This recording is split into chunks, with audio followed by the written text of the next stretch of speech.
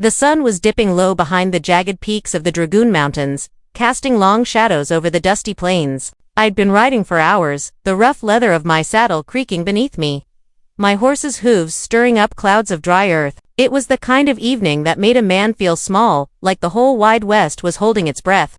I'd come to these parts chasing whispers of trouble, a raid here, a lost traveler there, but nothing could have prepared me for what I saw that evening.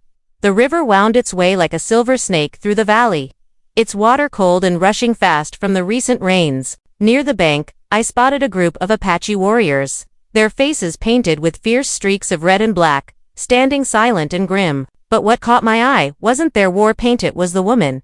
She was bound, her slender frame slumped against a rough-hewn tree trunk, her dark hair was tangled and streaked with mud, and her eyes, wild with fear, searched the river like she was pleading with it. I could tell at once she wasn't like the others. She was paralyzed from the waist down, her legs useless beneath her. I felt a knot in my stomach. Out here, mercy was a rare thing, and the tribes had their own ways. But watching those warriors, I knew what was coming. Their leader stepped forward, face cold as stone, and without a word, they grabbed her roughly by the arms. My horse whinnied nervously, sensing the tension in the air. I clenched my jaw and nudged him forward. "Hold on," I muttered under my breath. "I'm coming."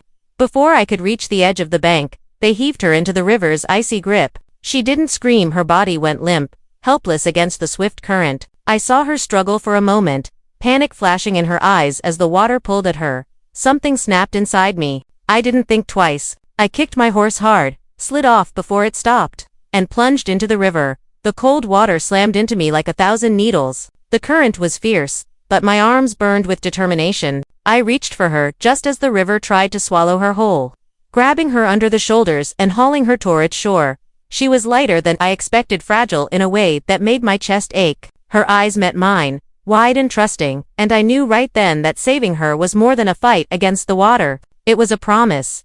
Dragging her onto the bank, I laid her down gently, my hands trembling as I brushed mud from her face. She couldn't speak, but I heard her breathing shallow, scared.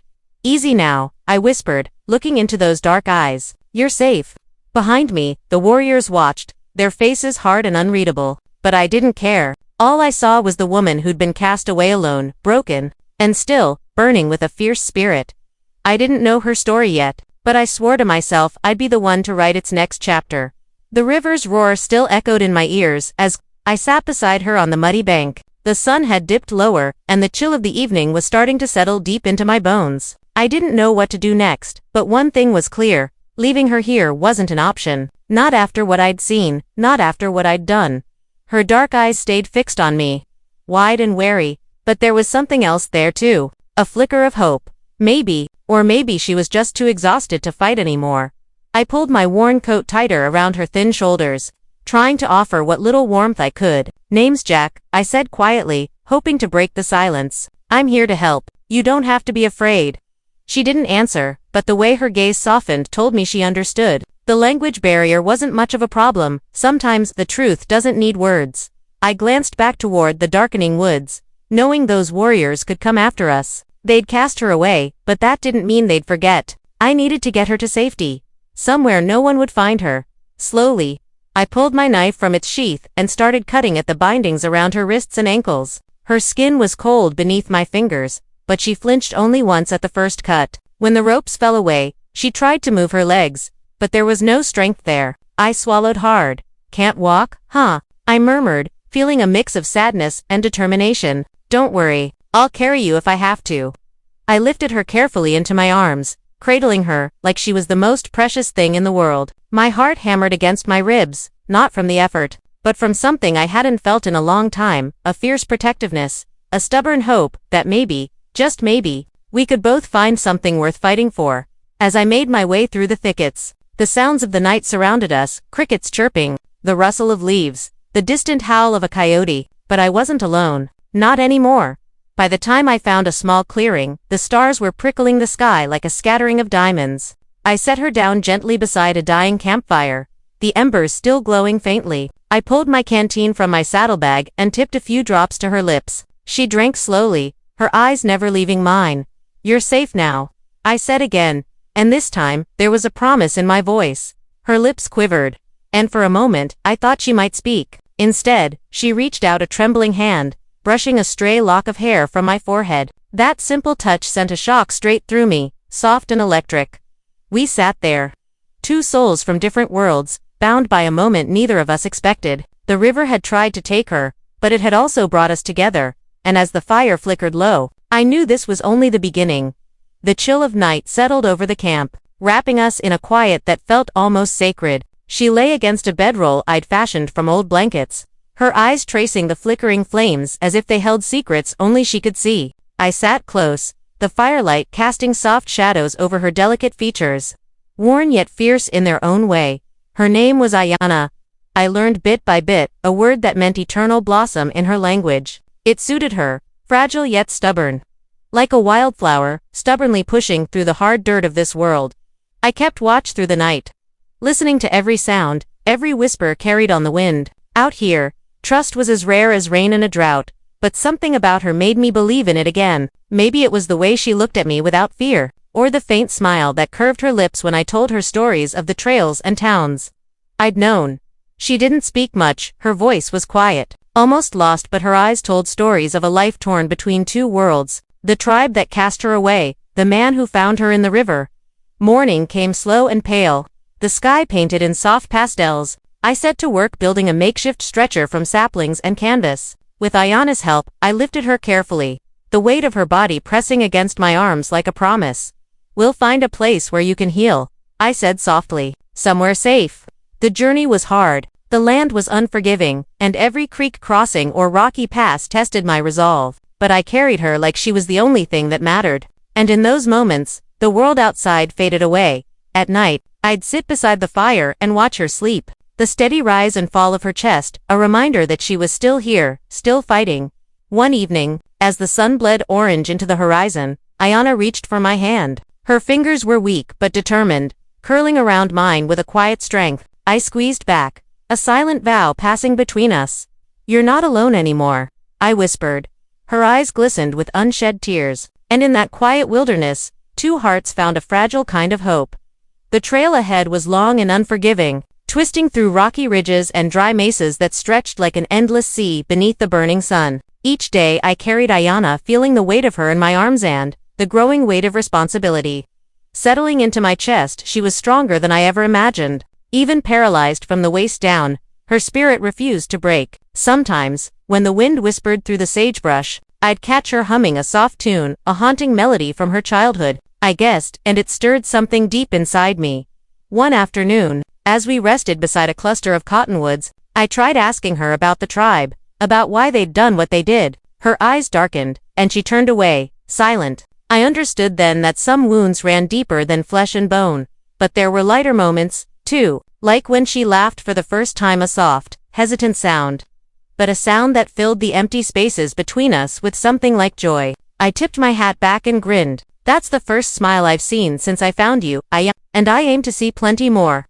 She reached out and brushed dirt off my cheek, fingers trembling but sure. "Thank you, Jack," she whispered in her soft voice. "For saving me?" Those words struck me harder than any bullet. Saving her was just the beginning. It was what came after the long road ahead that mattered. As the sun dipped low, shadows lengthening across the desert, I heard the distant cry of a hawk and felt the prickling of danger. The land was never safe, especially for two wanderers like us. That night, beneath a sky full of stars, I kept the fire low and the rifle close. Ayana leaned against me, fragile but fierce.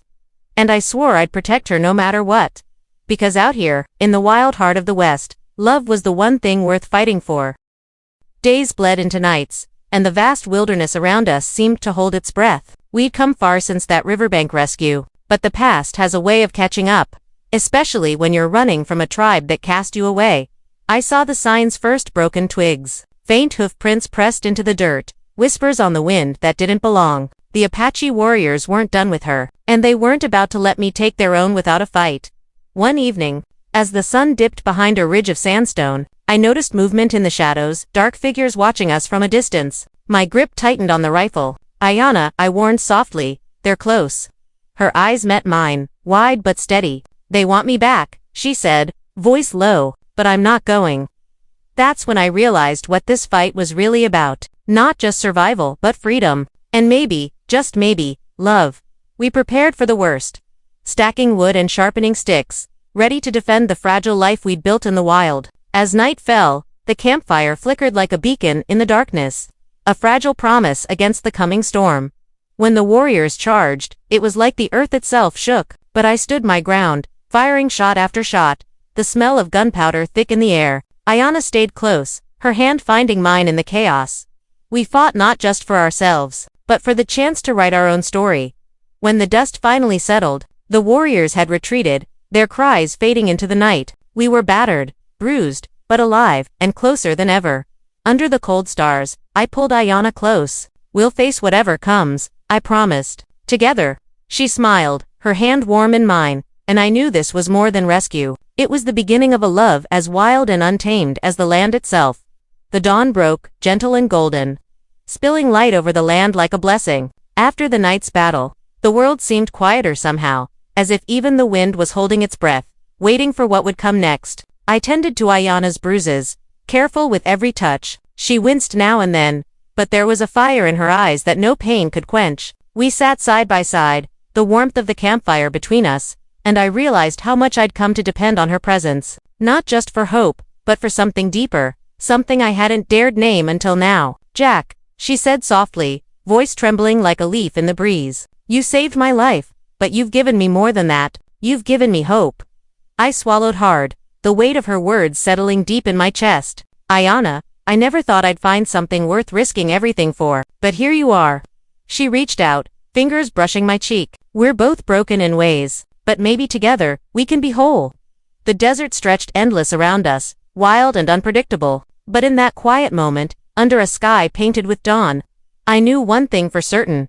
No matter what the world threw at us, we'd face it hand in hand, because love like ours wasn't just a spark. It was a fire. The morning sun kissed the horizon, setting the sky ablaze with streaks of pink and gold. The air was crisp, carrying the scent of sage and pine, a promise of renewal. As I watched Ayanna awaken beside me, the weight of the past felt lighter, replaced by a quiet strength blossoming between us. She smiled, a gentle curve that spoke of resilience and a future unwritten. Though her legs refused to carry her, her spirit stood tall, taller than any mountain that surrounded us. I reached for her hand, fingers intertwining, grounding us both. Where to now, Jack? She whispered, eyes shimmering with hope. I shrugged with a grin, the rugged horizon before us wide open. Wherever the wind takes us, Ayanna, together. Our journey was far from over, but the river's mercy and the trials of the trail had forged a bond neither time nor hardship could break. We had found more than survival, we had found love. As we saddled up and rode toward the rising sun, the world felt new again, full of promise and possibility. And in that vast, wild land, two souls from different worlds became one. The river had tried to claim her, but it couldn't wash away the hope that had been born, that dye the hope, that love, even in the harshest of places, could heal the deepest wounds.